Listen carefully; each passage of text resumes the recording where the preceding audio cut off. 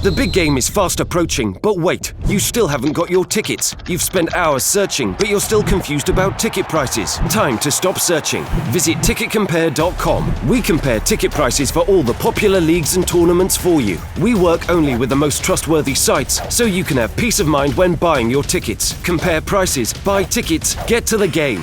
Ticketcompare.com. Buying tickets made simple.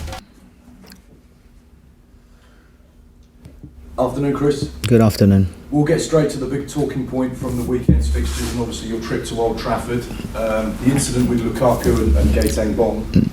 The FA have just come out in the last few moments and said that there will be no further action taken. What are your thoughts on the incident and the fact that he now will remain unpunished? Well, of course, I'm aware of the incident. The FA make the decisions that they make, and for the reasons that they make, and probably that's all I have to say on it. It's not something that affects us now. My thoughts are more on the fact that the disappointment that perhaps we didn't get to the result that I felt we perhaps deserved to get, but it's not something that affects us now, and it's up to the FA to make the decisions and the reasons why they make them decisions. Was it surprising to you after the game? Did Gaetang speak to you and say, did you see what happened? Have you looked at the video analysis? It seems quite surprising. Well, I have seen it. And I must admit, even walking into the press conference afterwards, I wasn't aware of it. I was made aware of it afterwards, so I'm very aware of the content of course, what happened. But I was only made aware of that afterwards. But let's say my thoughts on it at this moment is that it's not something that affects us. The FA have to make decisions. They have their reasons for making any decision, and my concentrations now have to be on our next game. Moving forward to your next game, despite the fact you suffered a defeat at Old Trafford, can you take so much more from the game in terms of confidence and the ability to defend against a difficult team, and the fact that the goal was a deflection and an own goal essentially when you move forward for your next match against Palace? Well, it was definitely far more positives from the game at Old Trafford than there were negatives, and I thought we were very positive in the way that we played. We certainly didn't go there just looking to make sure and sit behind a good ball and play it on the counter-attack, and I thought we had some really good periods ourselves. Of course, the big disappointment is the frustration of the goal, and it's one of them very unusual deflected goals that go against you, but the level of performance was good, and we'll need to take that type of level of performance into what I think is actually a very good Crystal Palace team at the moment. Obviously up next is Palace, and everyone will know about the rivalry. For you, this is your first opportunity to put yourself against the Palace team since you became Brighton manager. What are you aware of the rivalry and the sort of really tense nature of the atmosphere between the two clubs?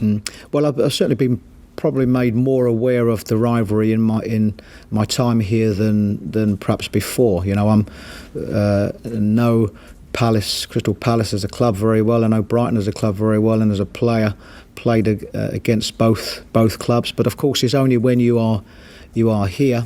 And even in that first season, and the rivalry becomes more apparent, and the reasons for it. So, I am conscious of that. It's very much one for the supporters and the clubs, and I say particularly the supporters, both sets of supporters, and as with any derby game that you play, and it's one that you want to win for the supporters. Crystal Palace have played 6 games away from home in the Premier League this season, lost all 6, and still haven't scored away from home. What do you read into that ahead of this fixture? I don't think you can afford to read anything into it. They've got quality players. I've seen them play on 4 occasions this season, and in all 4 occasions they've been very good. And I can only presume what's happened to him is there margins that happen in the game, and sometimes it's winning games or losing games can become a little bit of a momentum, a little bit of a rhythm. But they have a very good team and very good individuals, and I've no doubt that they will start climbing up this table. Obviously, Roy Hodgson's a vastly experienced manager. What memories do you have of coming up against a Roy Hodgson side? Not so many, but I do know Roy very well, and you don't become England manager unless you are a top manager. And what they've brought in is somebody with vast experience, but with that experience comes an incredible enthusiasm. And anybody that's seen Roy work on the training pitch will see that at first hand. So they've got an excellent manager at the helm, and of course there to guide them to better times. What's the Brighton team news ahead of the game? No different. We're in good shape at the moment. No further injuries, which is good. We're hoping that Steve Sidwell will start doing some work outside next week. But apart from that, we're everybody fit. And obviously, one player that will be key for this fixture is someone who's played for both sides, Glenn Murray, and in good form at the moment as well. How much of his experience, knowledge and temperament will be a key factor in this game? Well, we certainly will need Glenn to keep the form that he's in, keep that going. He's been very good for us, and I think Glenn's intelligent enough to know that the emotion that can be in this type of game, and the fact that he's played for both teams. But I think Glenn's experienced enough, he's a clever enough footballer to know that he's got to divorce himself from that. And we need, calm heads. We need him to do the role that he's given us, since he's been back in the team. And of course, to win this fixture, you've got to score goals. And we need somebody that's going to be at the forefront of that. Talk about calm heads for your players.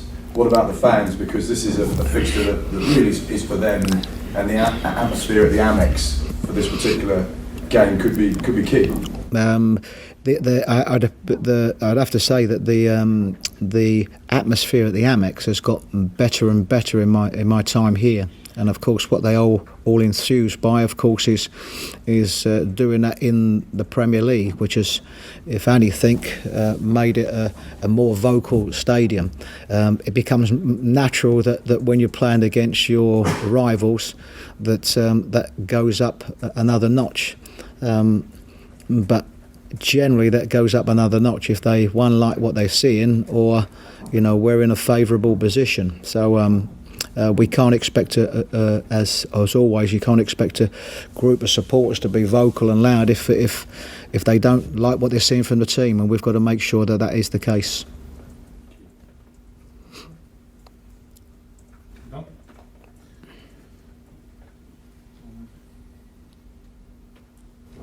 Good. Okay. That's it. So, in terms of that rivalry, you talk about sort of